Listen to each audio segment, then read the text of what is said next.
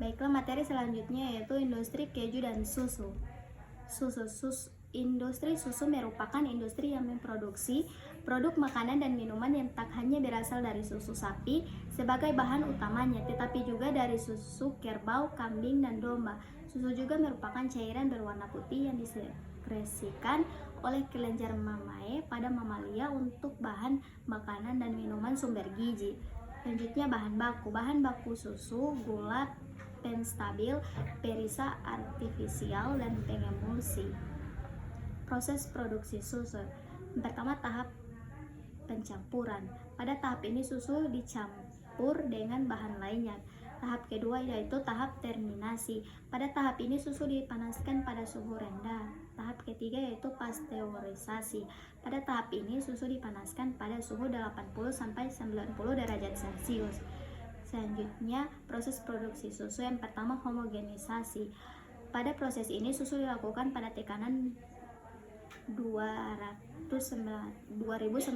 psi. Yang kedua, sterilisasi merupakan tahap pemanasan utama pada susu UHT. Ketiga, regenerasi. Setelah dipanaskan, susu akan didinginkan pada tahap ini. Keempat, pengisian. Pada tahap ini susu akan dikemas melalui tahap filling. Selanjutnya, keju. Keju adalah suatu makanan hasil fermentasi dari olahan susu yang sangat dikenal di benua Eropa. Makanan sehari-hari yang memang sangat lezat ini dinikmati saat makan bersama keluarga ataupun pada jamuan makanan formal. Selain lezat, keju yang berasal dari susu ini memang kaya nutrisi yang cukup dalam memelihara dan meningkatkan kesehatan. Keju merupakan produk olahan susu yang sudah terkenal di masyarakat.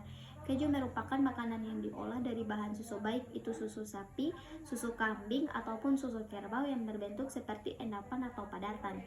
Keju terbagi atas dua jenis. Yang pertama ada keju lunak atau yang disebut juga dengan soft cheese, dan juga ada juga keras yang biasa disebut hard cheese.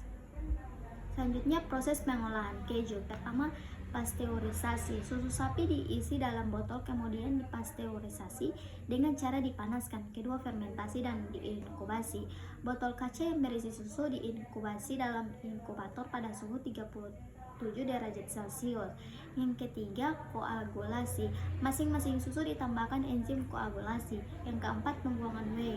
Proses pembuangan whey ini dilakukan dengan pemanasan selama 30 menit. Selanjutnya, yang kelima, pengepresan curd dan penimbangan. Curd dibungkus dengan kain kasa bersih, kemudian dilanjutkan pengepresan. Keenam, pengaraman. Curd yang sudah ditimbang diberi garam sebanyak 3%. Selanjutnya, penanganan limbah. Pertama, limbah susu dan keju. Yang pertama itu tahap proses ekualisasi atau proses penyeragaman, yaitu proses pendahuluan yang akan sangat membantu terhadap proses aerasi anaerob. Tahap kedua, proses aerasi anaerob, yaitu proses yang bertujuan untuk menurunkan bahan-bahan organik terlarut dan senyawa lainnya dengan bantuan bakteri anaerob. Yang ketiga, proses aerasi bertujuan untuk menurunkan bahan-bahan organik dan senyawa organik lainnya dengan bantuan bakteri anaerob.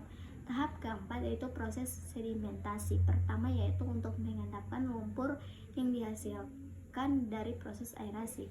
Tahap kelima yaitu proses koagulasi. Flokulasi yaitu proses penambahan dosis koagulan dan dilanjutkan dengan proses pengadukan untuk membentuk flok.